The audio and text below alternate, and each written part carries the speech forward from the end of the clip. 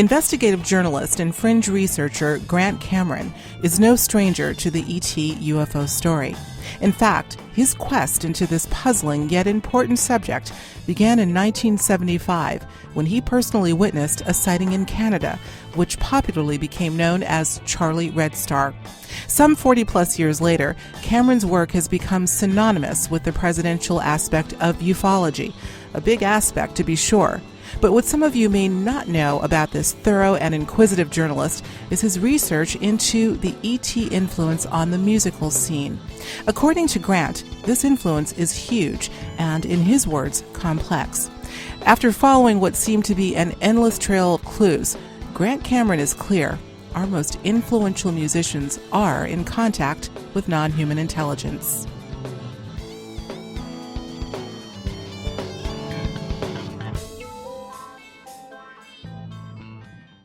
Since we're in the midst of a presidential election, it was definitely tempting for me to make this the centerpiece of our discussion today, and that being the integral role that the ET UFO subject plays in American politics, and you've obviously covered this so well.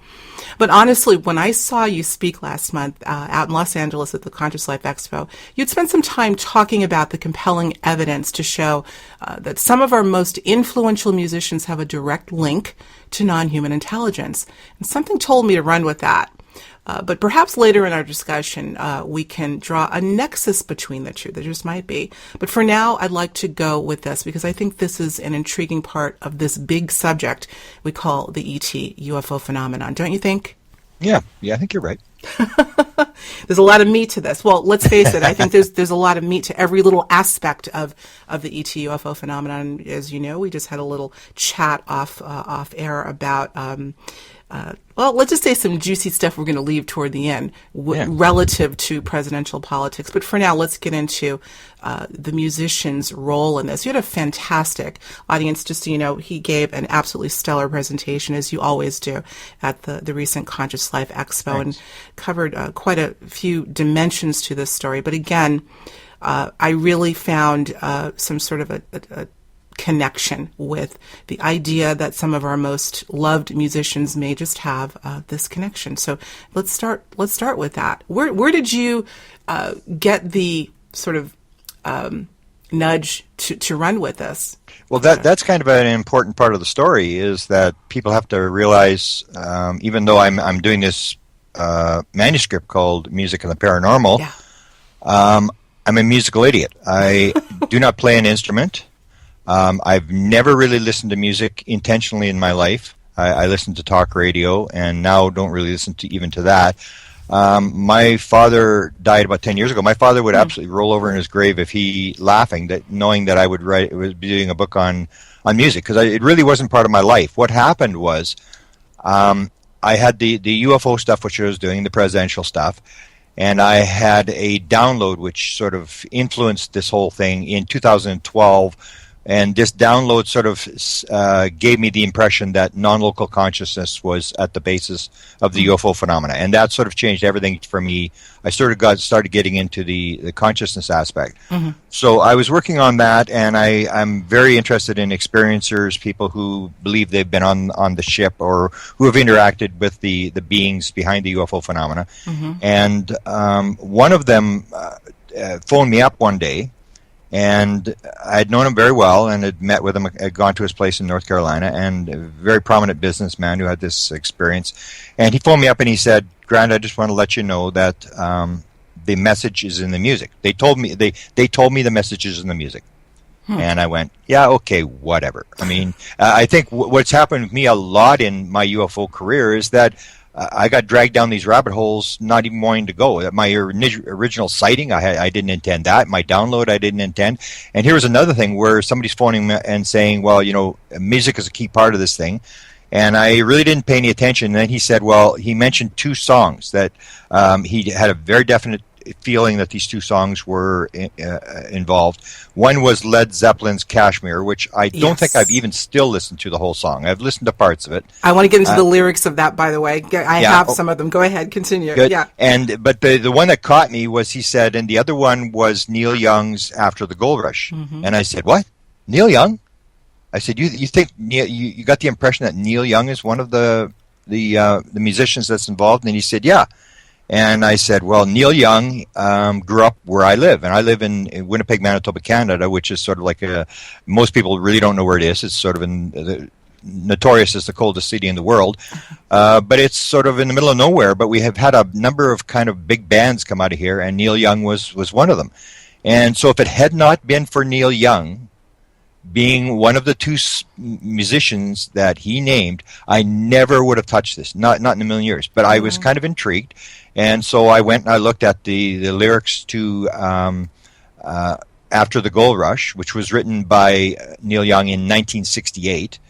And what I discovered was this very bizarre connection that, as I said, I had been studying experiencers, and what the experiencer messages was, because that's to me was, I had done the presidents, and the presidents know what's going on, but they're not about to tell you. But if you talk to an experiencer, someone who's been on the ship, they're being told what's going on, and they will tell you what's going on. That's so right. I'd watched the experiencers, and the message that's in After the Gold Rush is basically the experiencer message. Because I believe a lot of what is happening in ufology or with aliens or whoever it is that people ask me what are they here for, what it is, and I say, if you want to know what it's all about, think about alarm clocks. Don't think about aliens here to eat us or any of this kind of stuff. It's basically, they are alarm clocks. They're giving us warnings. They're here for very specific reasons because of things we've done, and it's our time to raise consciousness. And the song After the Gold Rush is basically one of the key messages of the experiencers, which is we are treating the world like a gold rush. And when the gold is gone, it will become a ghost town. And then the silver seeds, this is what he refers to in the song, the silver seeds will come and take the chosen ones, which is what now, 30 years later, or 40 years later, we refer to the experiencers as the chosen ones. The chosen ones. We'll take the chosen ones to another planet. And this is the idea, this environmental message, which is one of the key messages that the experiencers talk about, that they talk about seeing what's called the screen on the ship. And I will ask most of them, I'll say, have you seen the screen? And they'll say, yeah, I was shown the screen. And on the screen, there are these images of the environmental damage that we're doing to the Earth. And they're sort of shown these various scenarios of, depending what we do in the next couple of years, of, bad to worse. And this is basically the song of Neil Young and this After the Gold Rush. And what I found then was that a number of other musicians had actually sang the same song, and they turned out to be experiencers as well. Patti Smith, who is famous for being one of the first musicians to play on Saturday Night Live, who sang the song Gloria, is clearly an experiencer. She wrote her main music back in 75, 76, and if you look at some of the lyrics to her songs, you'll see that she's clearly talking about being an experiencer, being on the ship, this abduction type thing. And so she sang the song, and then I found a couple of others. Dolly Parton was one. Most people don't know that Dolly Parton actually wrote a song about abduction. And so when I saw she had actually gone to Neil Young, because she and Linda Ronstadt and one of the other trio, part of the trio, wanted to sing the song. So she'd gone to Neil Young, and she said, what do the lyrics mean in After the Gold Rush? What were you getting at? And he said, I have no idea. I was totally stoned when I wrote it. I have no idea. He said, every verse could mean something different depending upon what I was on. So he claims he doesn't know what it's about, but suddenly you get these experiencers all singing this song. Yeah. And it was at that point that I was interested enough to start looking, and it was at that point that I found that there was actually a book written about this. And the guy's name was Mike Luckman. He was a music producer in New York City, and he wrote a book called Alien Rock. And he basically, it's 320 pages of one musician after another musician after another musician, and he knew some of the top musicians. He was good friends with Michael Jackson, and had a lot of conversations with David Bowie, knew David Bowie's wife very well. And so he had dealt with these people, and he'd written this book, and when I read this book, I figured, like, wow, there is a connection here. And I sort of got dragged down the rabbit hole, and I started to work. And once I started working on this music connection, Michael Luckman contacted me, and he said, well, I'm going to do a second book. I've got so much material, I'm doing a second book. So he started on the second book, and his version of the story is isn't it interesting how he's mostly into rock musicians, how many of the rock musicians got into UFOs and they're interested in it. Mine was more coming from this download consciousness thing, is why would the aliens be doing this? And how many musicians are experiencers, more in terms of the bigger aspect, not just if they're interested, because there's a lot of them are way more. At one point, I actually thought that every musician was into this. I mean, it was just becoming so common. And then what happened was Mike Luckman actually passed away last year, and I was shocked. He had the second book going. I don't really happen to it. I really don't know anybody in New York City who had close enough contact to know what happened to the manuscript. But he was actually going to put together what was going to be called an alien Woodstock, and it was going to happen in Malibu, California, and he had. David Bowie, I believe, had agreed to this. And look, he's not here now. And he had talked about bringing the Rolling Stones, to this concert. And a guy by the name of Merrill Fankhauser, who's famous for writing the song Wipeout in the 1960s. He's started surf rock. He was going to be there. They were going to do it at Pepperdine University in the stadium there. And they were just working on getting the permits from the city, because you bring in these big bands, but it was going to be like a Woodstock, and all these experiencer musicians, people who had these experiences with UFO, were going to come in and do this. And then unfortunately Mike Luckman died. So there's still been some discussion in California and also in Toronto, Canada, of trying to pull this thing off, because there are, I think, enough musicians around, and they're not like politicians or like ordinary people on the street where they may be hesitant to talk about it. Musicians are, they're sort of very radical. They really don't care what anybody thinks about them. They're, very right-brained, very open, and so we'll see what happens with that. But that's basically the story, is that when I got into it, I suddenly realized this was a massive story. I think you're right. Of musicians and this connection. And it turned out it wasn't just rock musicians. It was all musicians. And it also deals not so much with aliens. I found that's why I changed it. I was going to be aliens and music, and then I found out there was this other connection, that it was not much. There was other people that were claiming it wasn't just aliens. Like Merrill Fankhauser, for example, never claimed that it was aliens. He was getting these downloads, and the other one was Carlos Santana, who was claiming he was getting his material from an archangel by the name of Metatron, and some of his big music actually connected into the alien thing. So it's kind of interesting, and yet sort of mind-boggling how deep this goes and how many musicians are actually involved in this.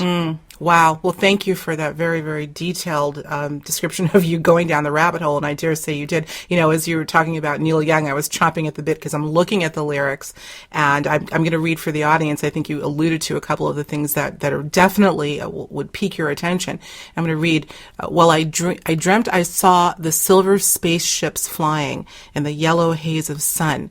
There were children crying and colors flying all around the chosen ones. All in a dream, the loading had begun. They were flying Mother Nature's silver seed to a new home in the sun. Flying Mother Nature's silver seed to a new home." Yeah, I dare say there's more than a subtle reference there. Yeah. And yet, it's what I find, Grant, is that these lyrics, obviously they're high poetry, haiku in some cases, and we're not just talking about a silver craft in the sky. It's talking about a story of consciousness and the chosen ones. What makes me think of the New Children, Mary Rodwell has referenced, and the indigo crystal phenomenon, the names that are used to describe perhaps these chosen ones. So there's a universal message. I think that there's a timely message in some of these lyrics. Many of them. We could talk about Pink Floyd. So many. But yeah, I think you're onto something here. But let's. I want to talk about you. You wrote an absolutely phenomenal foreword to the book, relatively new book, Meet the Hybrids, by our friend Barbara Lamb and her co-author Miguel Mendonça, both of which will be on the show shortly.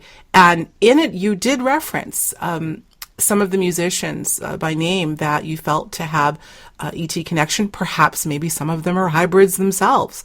You got Jimi Hendrix, P-Funk originator George Clinton, Vince Taylor, of course, Michael Jackson, Elvis Presley, John Denver, and David Bowie. And there are others, of course, but these are the ones who stood out for me. Also note that all but one of these artists are no longer with us, many of whom died quite young and or under tragic circumstances. Perhaps there's a link there, too, that we can get into. I don't know. What do you think?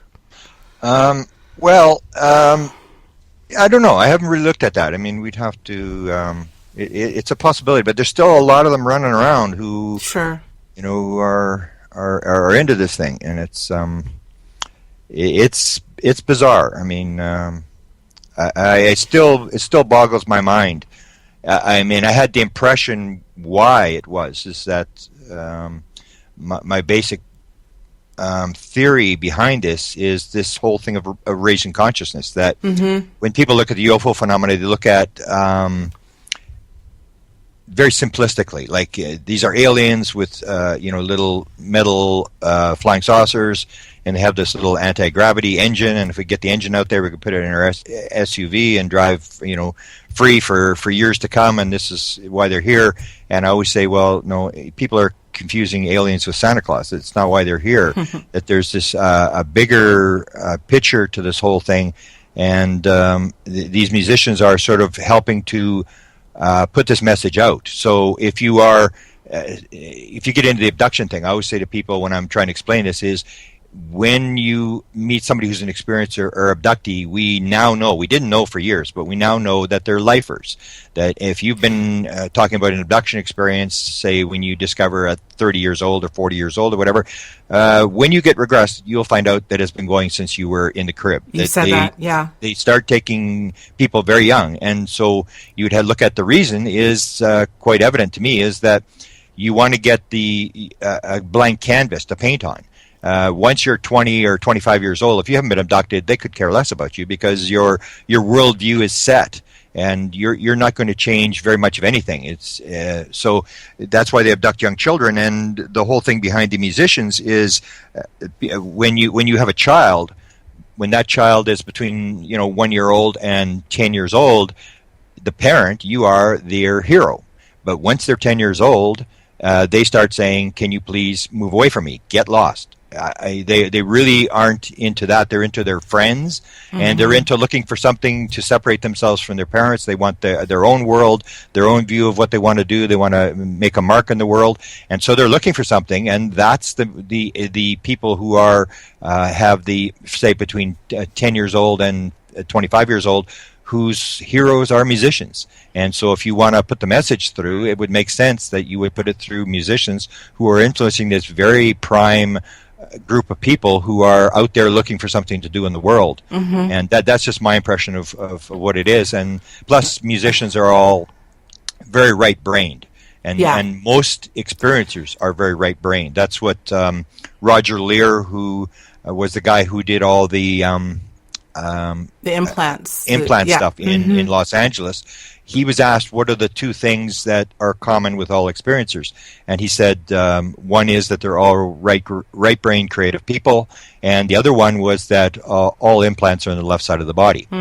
And that is That's into my research dealing with consciousness, with right brain, left brain, that people have two brains, they don't have one brain, and the left brain is the ego mind, the physical, rational, analytical mind, and the right brain that runs the left side of the body where all the implants are is this sort of non-local brain that can tap into the non-local consciousness. And so it would make sense that they would put the implants on the left side of the body because they want to influence the right side brain, which is the same thing that the musicians are using. So you get these weird parallels. For example, in music, the vast majority of the major musicians in the 20th century could not read or write music. And you're looking at all the Beatles, you're looking at some of the Stones, Barbra Streisand,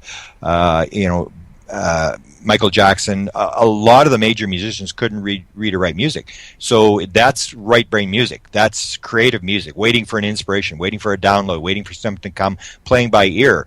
Left brain music, the rational analytical music, is you send your kid to music lessons and they practice scales and they memorize what somebody else has done. There's really no creativity there at all. Yeah. So you start to see these parallels and it starts to fit in what they're doing. And so my major belief is that aliens are alarm clocks. They're here to raise consciousness. They're here to put across messages, and this is one of the main ways they're doing it. Almost like subliminal advertising. Mm-hmm. People will say, "I don't believe this is going on. I don't believe you can do this." And I say, "Well, why would someone then pay $4 million for a 30-second ad on the Super Bowl?" That's right. If you don't believe that people can subliminally be affected by something, because you don't watch the Super Bowl ad and say, "Oh, okay, I'm going to stop the Super Bowl. I'm going to get up and go buy a car." This is all done subliminally, and I think the aliens know how this is done big time, and they are just slowly moving us in this direction because you can't really totally interact with us and force us to do stuff. So it's being done indirectly, subliminally, and influencing these ages where people are still open to new ideas. Mm-hmm. Very well said. I think you're absolutely right.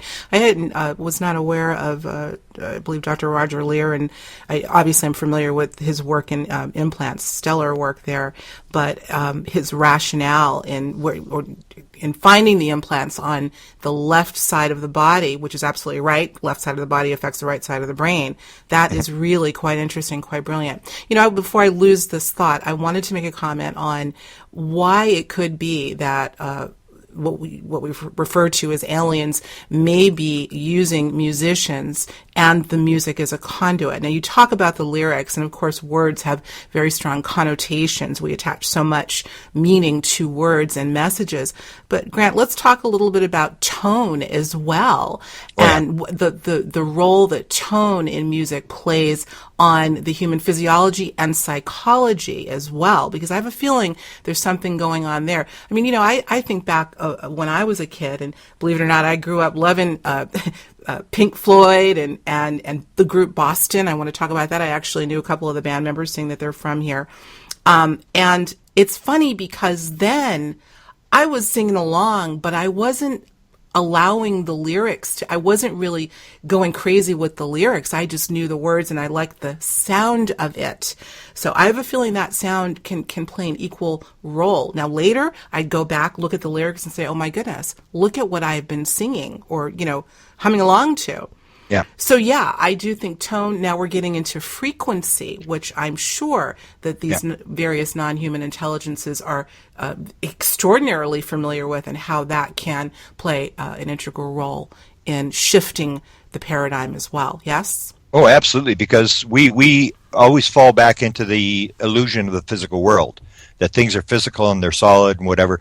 And one of the things you learn when you start getting into the paranormal or the study of ufology is that there is no real time and space. There is no physical world, and it's all vibration. Because people will say, well, you know, I don't believe that you can move from here to there through time and space. And you start looking at it, and when you break the physical world down, basically you just have these sort of fields, not really even particles when you break it right down, and it's all got to do with vibration. So, and aliens even given this message, it's all vibration. So whether it's the emotion of the song, that's why I think it's so involved. It's not as simple. It's not going to be a simple sort of thing. We sort of take music as just, you know, something that entertains us. But when you start looking at, there was even this, and I see I'm not a musician, so there's this talk about the different moving music from 440 hertz to 432. Yeah. I'm very familiar with it. and if you ever interview Michael Lee Hill, who he's really big into this and into the frequency thing, and he claims to be the biological son of Eric Clapton. And he's very much an experiencer and has had a lot of major sightings, believes he's involved with the Anunnaki through, this reincarnation type thing with the Anunnaki. Very, very bizarre sort of ancient alien story. But he talks about this all the time, and there's a number of people. But of course, I don't really. I sort of follow it, but I don't follow it because it's never been my field, this music thing. But musicians will talk about this an awful lot, the importance of moving this music and changing it, and how it affects us. That even the powers that be may be trying to manipulate us with changing the frequency of music. And Eric, and I think Colin Andrews talked to me about this thing, that unless the emotion in a song is very important, that if you can create the right emotion, it triggers the message to be implanted. So this is where I think it's going to be very, very complex when you come right down to what's actually going on. It's not just a simple thing as lyrics or tone or vibration. It's all of these things. And the aliens basically know how it all works. And I think they've probably done this on 1,000 planets before, and they're just going through the motions and moving us up to the next level.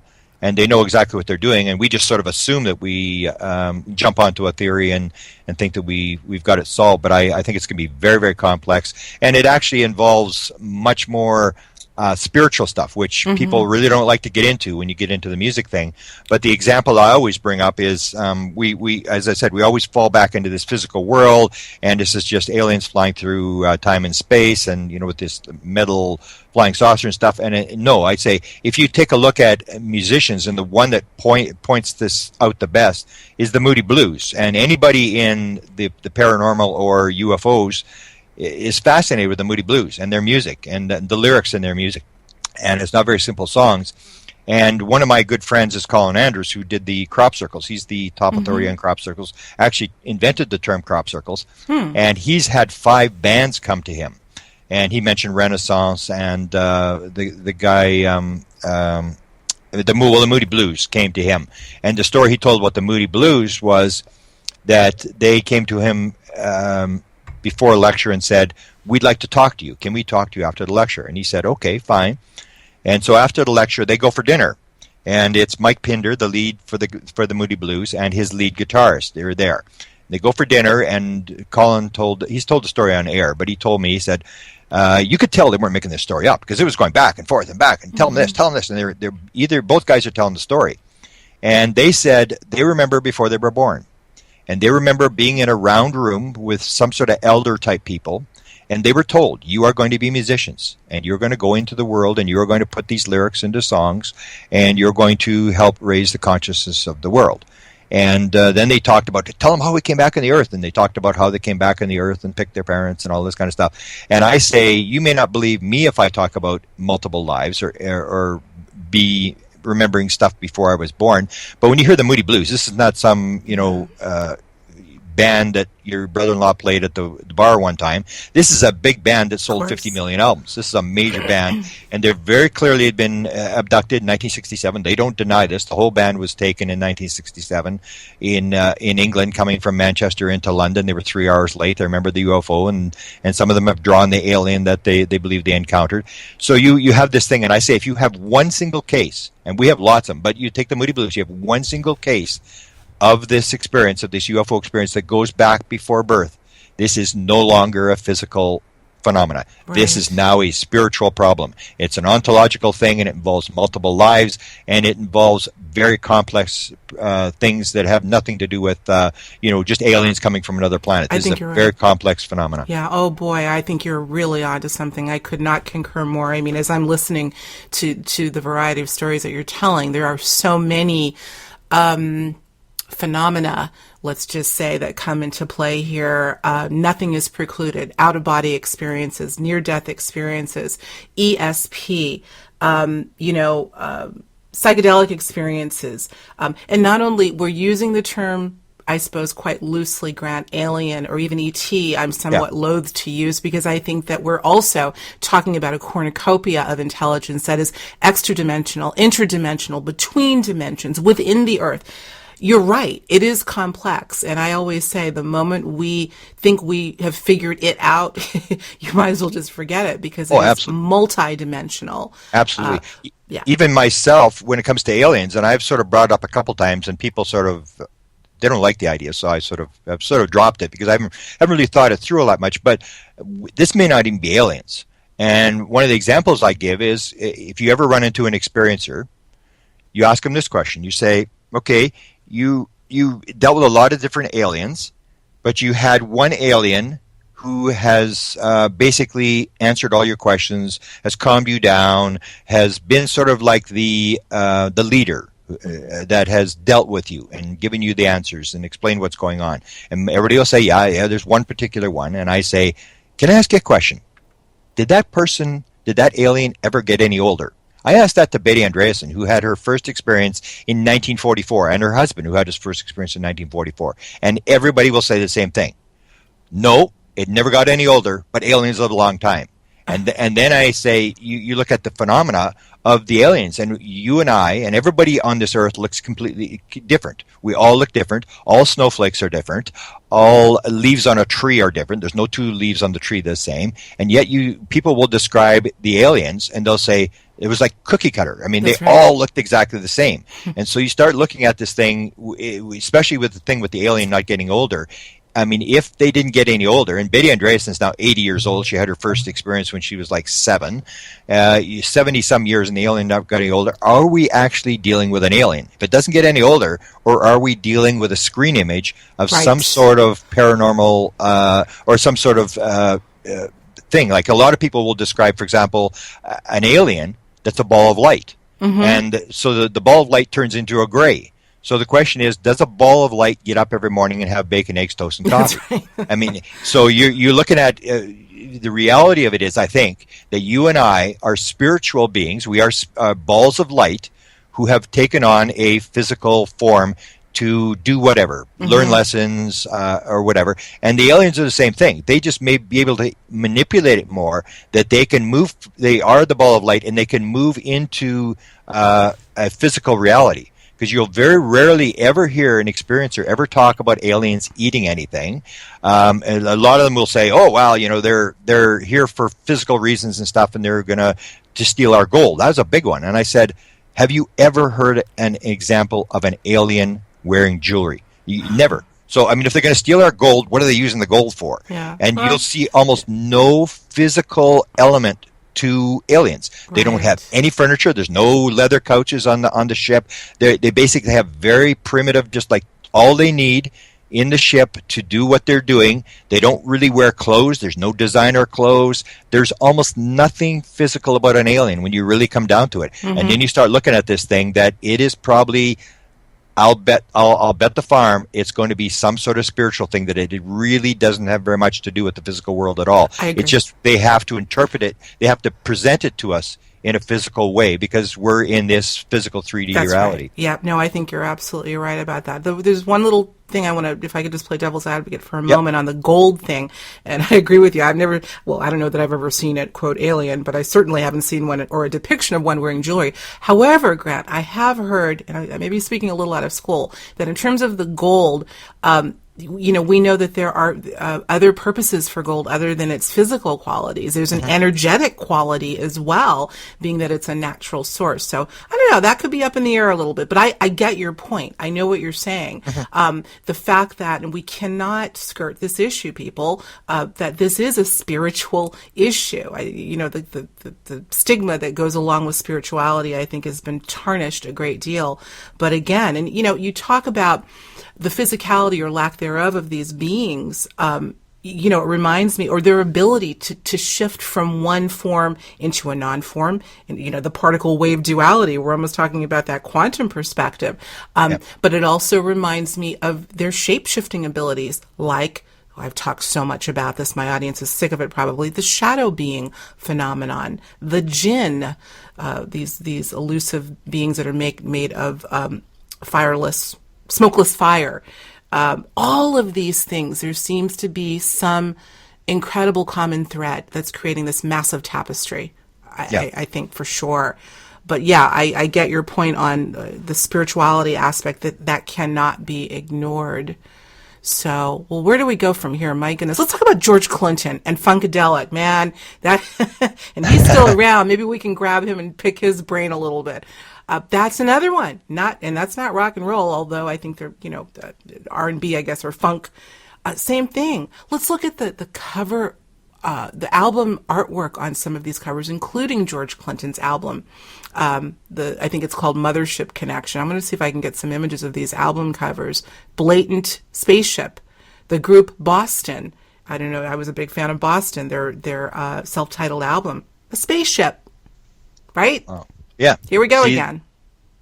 Yeah. And what amazed me was a lot of these people are people who originated a certain type of music. Mm-hmm. They aren't just if you go back, they're a lot of times the guys who invented a particular type of music. Mm-hmm. And even the one with the one that surprised me was this one with reggae music. Mm-hmm. That reggae music, the guy who started that whole thing, that was the producer for Bob Marley, mm-hmm. Was believed he was from another planet, and a lot of these guys, believed that they came from somewhere else. John Denver being, I guess, the most bizarre one that he claimed he was. Tell us about that. Well, he claimed he said, I imagined, and he wrote a song called Spirit. It was never released while he was alive, but it was released after he died. And it talks about these various stars in this constellation Lyra. And he said that he imagined that what it would be like to live there, or that he'd lived there or something. But the guy who wrote the song, the lyrics for Spirit, said, no, John Denver actually believed he was from the constellation Lyra. And so you get a lot of these people who, and it's amazing. I mean, Patti Smith, again, back to Saturday Night Live, believed that she was not from this planet. I even have a chapter. I should just quickly look it up here. I mean, the ones who believed that they were from another planet, it's staggering how many there are. And wow. And the other thing was that they all seem to be the originator of a type of music, not just mimicking others. Yeah. Where they're down the road. It's almost like they started, like Sun Ra was one of the first in jazz, and you get these kind of things, which you see these patterns popping up, mm-hmm. or the number of musicians who have UFOs appearing over their rock concerts. Mm-hmm. Bon Jovi and Jimi Hendrix and Bono and Ozzy Osbourne. Just bizarre. Or how many musicians mm-hmm. have had UFO movies or TV. Just really, really bizarre that they're not only interested in music, but like David Bowie played in The Man Who Fell to Earth, which is right. Basically his whole shtick was this thing about he was this alien from another planet and stuff, and that's how he became famous, with beginning glam rock. He's the guy that started glam rock, and the gays basically give him credit for opening the door for them to come public. And Eric Clapton played the music for Communion. Billy Ray Cyrus. Just it goes on and on and on.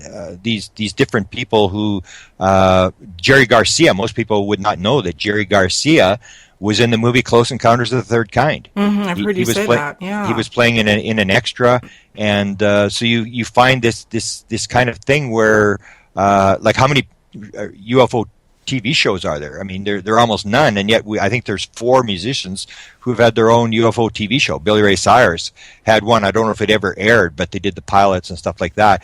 And I mean, here's a guy who's a pretty famous guy who, claimed he'd photographed 4 UFOs and 5 UFOs, and he tweets it.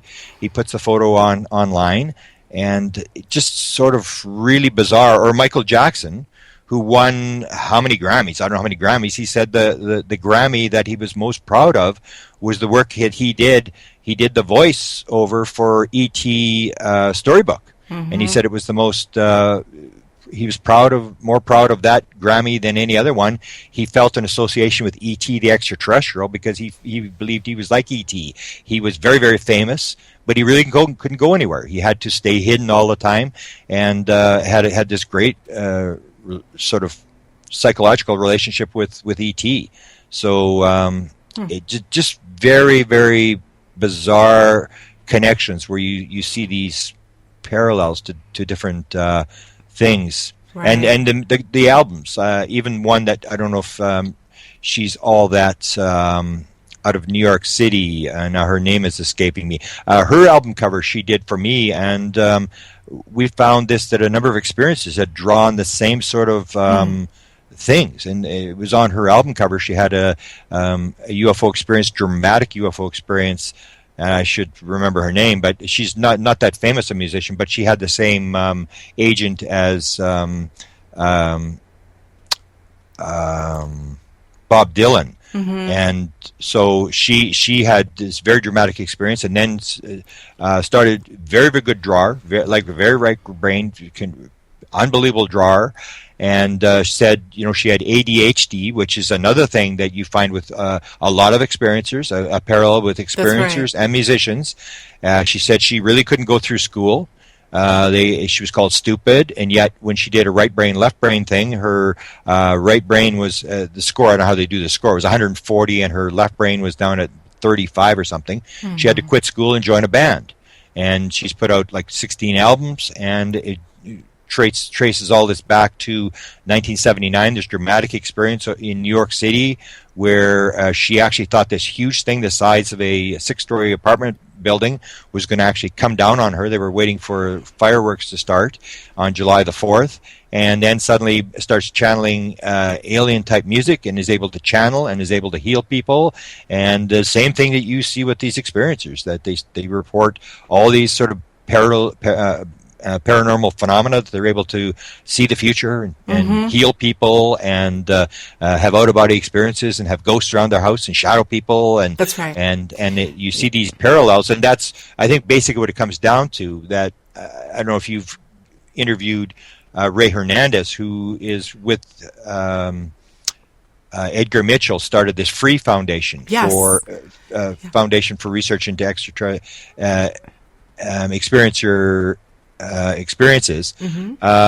He had an experience just after seeing me lecture on consciousness. His wife was seeing these very dramatic UFOs. She believed it was all God and Jesus, and she had a very sort of religious interpretation for what she was seeing. And he contacted me saying, there's a consciousness aspect to this. My wife is talking to these, be able to pull these things in. And then when I tried it I was able to bring this thing in, and there's a consciousness aspect. What's going on?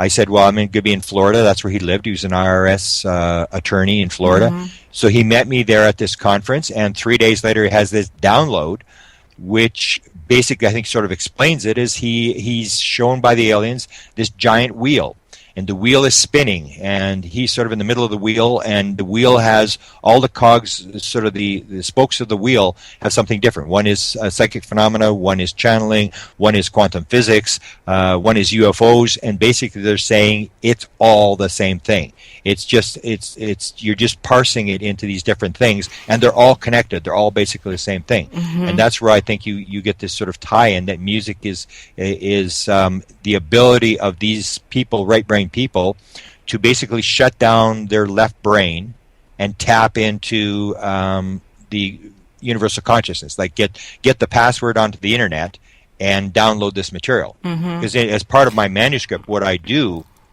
is I do not just alien stuff. I start getting into the download stuff, because that's what impressed me so much about my shift from nuts and bolts to consciousness when it came to UFOs. And what had happened was I started looking at downloads, and that's when I came across what got me sort of a second part of the music thing. Was I came across the whole story about Paul McCartney and his download of the song Yesterday, which is one of the most produced songs of the 20th century, one of the best-selling songs of the 20th century. And he describes how he's wakes up from this dream. He's in a room with a piano in the room. This song is in his head, the lyrics, the song, and he quickly records it. He puts it down, and then he runs around to all his friends for weeks on end, and he plays this song for them. And he said, have you heard this song? He's absolutely convinced that somebody has written this song, and he's just replaying some song. And he finds out, no, it's not. And he's had a couple of 3 songs that came in dreams. And so I got into this whole thing about downloads that musicians are getting it, maybe not so much from aliens, that aliens are in this non-local world. That's the dream world. That's where they live. And so McCartney tells the other one, which I think is one of the most bizarre stories, a song that I forever misinterpreted, and I think everybody misinterprets it, and that's Let It Be. And the lyrics say, when in times of trouble, Mother Mary comes to me, speaking words of wisdom, let it be, let it be. And I always thought it was the Mother Mary, Jesus' mother in the Bible, and I think everybody thinks that. And no, this is his second song that he got in a dream, and his mother's name was Mary. And his mother died at 14 years old from cancer, and it was the end of the 1960s, and the Beatles are breaking up. He's trying to hold them together. I think Harrison had actually left the band, and he had just separated from his girlfriend. He was very distressed about what was going on, and his mother appears to him in a dream. His mother, Mary, appears to him in a dream. And he said it was so nice to meet her, to see her again. And she said about his troubles, she said, it'll be okay, let it be. And that's where the song comes. Mother Mary comes to me in times of trouble, speaking words of wisdom, let it be, let it be. And so I started looking at it, and then I saw this connection with, so in one of the chapters, I think it's an appendix I do to the book, is dreams, or songs that came in dreams. And I have 150 songs that came in dreams. And some of the most powerful songs of the 20th century that came in dreams, like Satisfaction by Rolling Stones. Keith Richards is in Florida, and all of them, I checked this too. I checked with musicians. Every time I talk to a musician, I'll say, do you have a pad beside your bed and a tape recorder? And almost everybody says the same thing. Oh yeah, yep, I got a pad. Wow. I have it there. And Richards had a tape recorder. He wakes up in the middle of the night, and he sings the riff for No Satisfaction. And the next thing you hear on the tape is him snoring. And he doesn't even realize he's got it until the next day he plays the tape. And then he goes and they put this song. I mean, one of the most famous songs of all time. Absolutely. That basically came from him dreaming. And so you get this connection to this bizarre sort of thing, or songs that came in within 10 minutes. I've got 100 songs that came almost within 10 minutes. And one of them, the most bizarre, to show how bizarre this phenomena gets, is one by the Guess Who. And this is a band that came out of my city. A very famous band, probably the most famous band ever to come out of Canada. They sang the famous song, American Woman.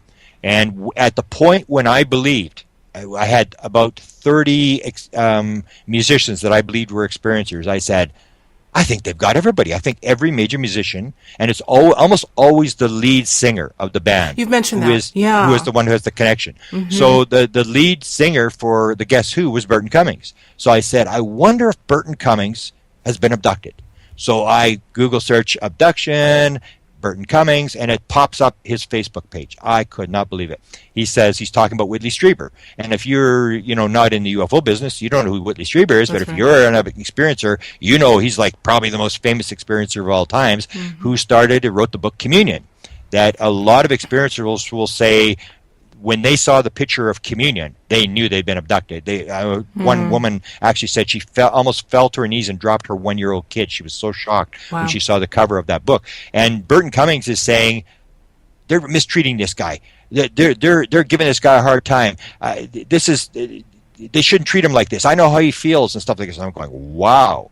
So you have this connection where he's got this UFO connection, and he's writing in caps. He says, I'm 64 years old. I'll say whatever I want. I don't give a shit what anybody. And he's like really upset about this whole thing, that people are mistreating Whitley Strieber, which would mean nothing to most of his Facebook audience, but meant a lot to me. So he tells the story. Here's to show you how bizarre this gets. He tells the story about the most famous song that they sang, which was American Woman, which was #1 in the United States for 3 weeks. And the biggest song ever to come out of Canada. And he tells a story. They're in Mississauga, Ontario, Canada, and he's behind stage negotiating with a guy to buy some records. And Randy Bachman is on stage. He's broken a guitar string, and he's fixing the string, and then he's tuning the guitar. And so Burton Cummings says, I got to go. The second set is starting. I got to go. I'll get the records later. He goes running on stage, and they sing American Woman. They play this song, they sing it, and they look down in the audience, and they see this kid. This is 1968. they see this kid with a handheld tape recorder, and he's holding this, as this is when they first came out, handheld tape recorders. He's holding the handheld tape recorder up, and they realize this kid's going to bootleg the show. So they put a message to the manager, get the kid, get this tape off this kid. So they grab the tape, and then they finish the set, they finish the thing, and at night they're playing back this tape. And they hear this song, American Woman, and they all look at each other and say, where did that come from? None of them remembered ever playing it. It was an instantaneous song that nobody had written it, and they didn't even remember playing it during the set. Really? And they said if it hadn't been for that kid with that handheld tape recorder, this famous song, American Woman, would never have existed because they didn't write it. And it came spontaneously. So there's a lot of these. I have 100 songs under 10 minutes where these songs come literally spontaneously. It was just there. And that's what I think it is. It's basically this idea that Atman equals Brahman, that the small mind equals the big mind, and that musicians can shut down this the small mind and get the password and get into the Brahman, the mainframe, where everything is, where everything's contained, and download what they want, which is similar even to, if you get a similar example is if you take a look at mediums. There's one study that showed that women who are mediums, the one study had 16 mediums, 13 of them had child abuse issues. That when they were children, they had abuse issues, sexual abuse issues, or whatever. And what it allows them is to disassociate, which is what it is, shutting down the left brain. You're able to dissociate, and because you've got a very bad childhood, you're able to shut the physical world off because it's so painful that they're able to shut the physical world off, and suddenly, boop, they pop into this non-local world, and suddenly they start hearing voices, and they start channeling dead people and stuff like that. And I remember I was in Toronto, this was last year, and I was talking to a producer about this, who wanted to do a music thing with musicians and this connection to the aliens. And I was telling them about this. He said, no, I don't believe this. I don't believe it's true. And then this girl came up, and she's actually a medium. And she was showing us some UFO photographs and stuff like that. And I said, watch this. And I said, Osi, can I ask you a question? She said, sure.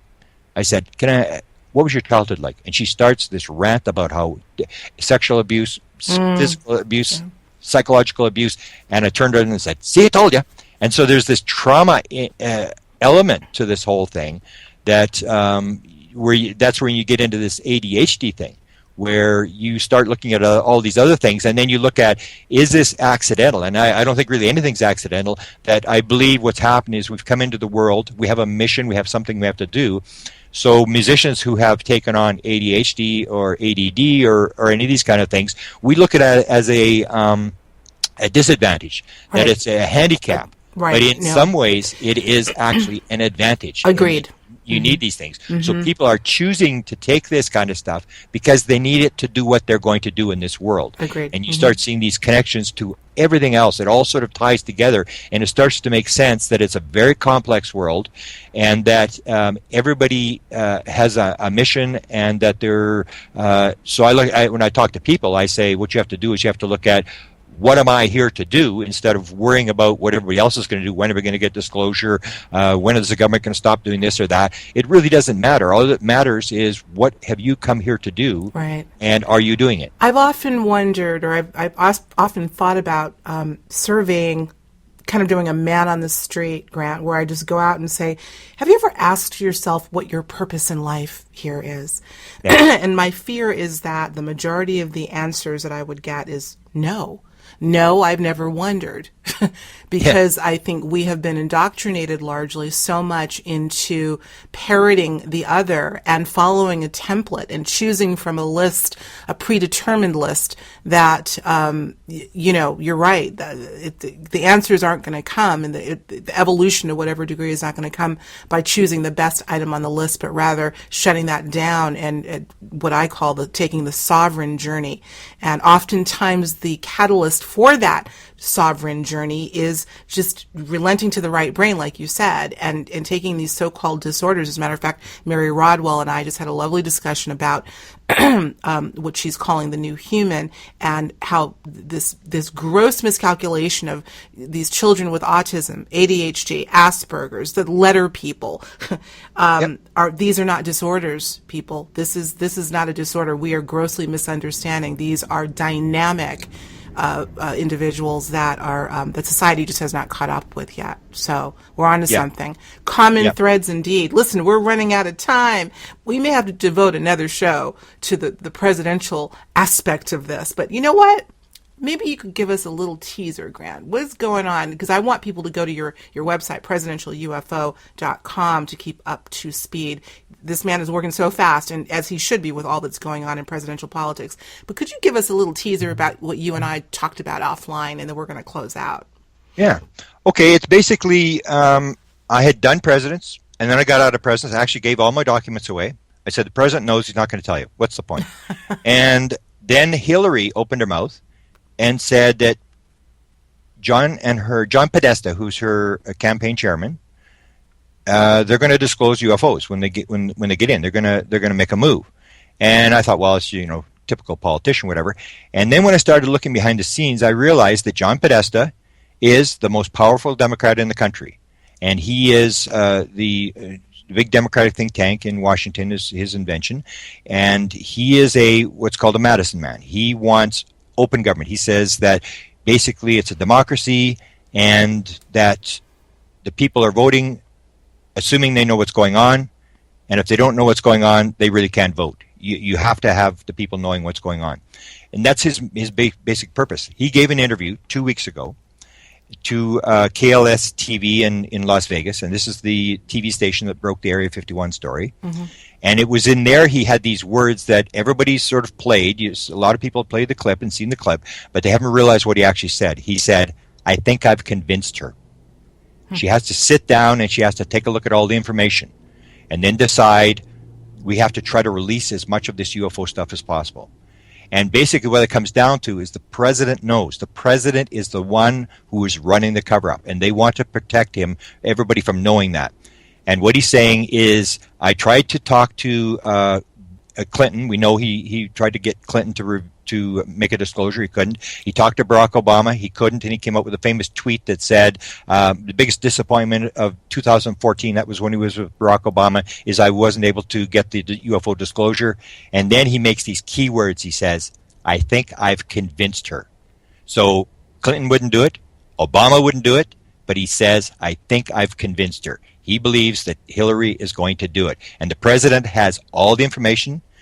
Hillary will have all the documents in front of her. The president runs all the classification. People think it's rules. It's not. All security, all classification, all the secret stuff is run by executive order. That's the president. So Hillary will have all the material in front of her. Mm-hmm. And John Podesta says he's convinced her to make a move and make a UFO disclosure. So we'll see what happens. We'll see what happens. Well, we're definitely going to have to continue this, because I've got to bring this up before we close out. I find that very interesting because, obviously there's a lot of discussion about how it's not that many of these presidents are on a need-to-know basis. And the famous, who was it? Was it Jimmy Carter, who was questioning and promised that he was going to look into this and reveal what he knew to the public? And then was it George Bush Sr. who said, I'm sorry, but you're on a need-to-know basis and you don't need to know? Yeah, well, we will do a show, because I just did a lecture. I just did an hour-and-a-half lecture a couple days ago in Michigan on that very subject. Mm-hmm. And I go through the whole thing about this illusion. I used to believe that too. Okay. I go through the Constitution. He's the head of state. I go through the fact he's the head of the military. And the people in the United States will follow the Constitution. And so I go through all the different things. And I go through that whole thing with Bush. Well, what Bush said to him is, curiosity is not sufficient need to know. If you want those documents, you have to go to the House Science and Technology Committee. So Carter knew he was getting the top secret documents. The documents he was asking for was the documents he'd promised the people, because the House is the junior part of the Congress. It's Senate and then House. Lower is the House, and the Science and Technology Committee in the House would not have the top secret files. They would not have the Roswell files. So he would not be telling him to go there for the top secret files. He's asking for the files for the people. And basically what's happened is the president gets in and he has to shut up. Once he gets the briefing, so it's a very sort of complex story, but I can absolutely prove to you that the president knows. And that's the whole thing, that people, they don't want you to know. And that's why Bill Clinton played the game, and he said, I'm probably not the first president they've kept in the dark or the bureaucrats have tried to wait out. And he's basically just lying. If you listen to Barack Obama, 2012 in Roswell, New Mexico, he tells the jokes about the little kids asking about Roswell, and then he stops and he hesitates before he goes into the speech, and he says, we'll keep our secrets here. Mm-hmm. They know. They absolutely know. They just can't talk about it, because if it is known that the president knows, number one, and more importantly, that the president is running the cover-up, that he is the guy that controls it, the cover-up is over in 24 hours. Mm-hmm. New York Times, Washington Post, everybody will descend on the White House, and that's what they want to protect. They want you to think the president's going to be killed by, assassinated if he talks about UFOs. They want you to believe that to keep you away from asking the president. The president knows, and he's the guy, he's the Wizard of Oz. He's the guy that's controlling the cover-up. Okay. So we'll do that some other time. We're going to do that in sooner than later, and I'm going to put you on the spot, Grant. Would you be willing to come back and let's just devote an hour to the show before the presidential election? Oh, absolutely, because there's some inferences here that are mind-blowing. So I'll even send you my my PowerPoint for my lecture a couple days ago, which gets into this, and it's very detailed. I say it's one of the sort of the rabbit holes where I believed one thing, and I actually apologized to people. I said, if you see on my website and a lot of the stuff on presidential UFO site, I say the president doesn't know. I say I made a boo-boo. But you're it is retracting absolutely that. wrong. I'm retracting this, and I can prove to you absolutely for a fact that the president knows, and the president is running the cover-up. Wow. Gonna leave it there. Cliffhanger. Big cliffhanger.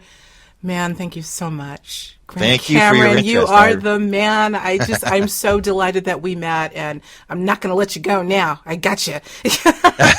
So, everyone, I want you to listen carefully to what he's got. There was a lot of stuff, don't you agree? A lot of stuff he included in this short 1 hour, but I also want you to go to presidentialufo.com to find out more of what he is up to, and keep tuning in here to Higher Journeys Radio, because he's coming back.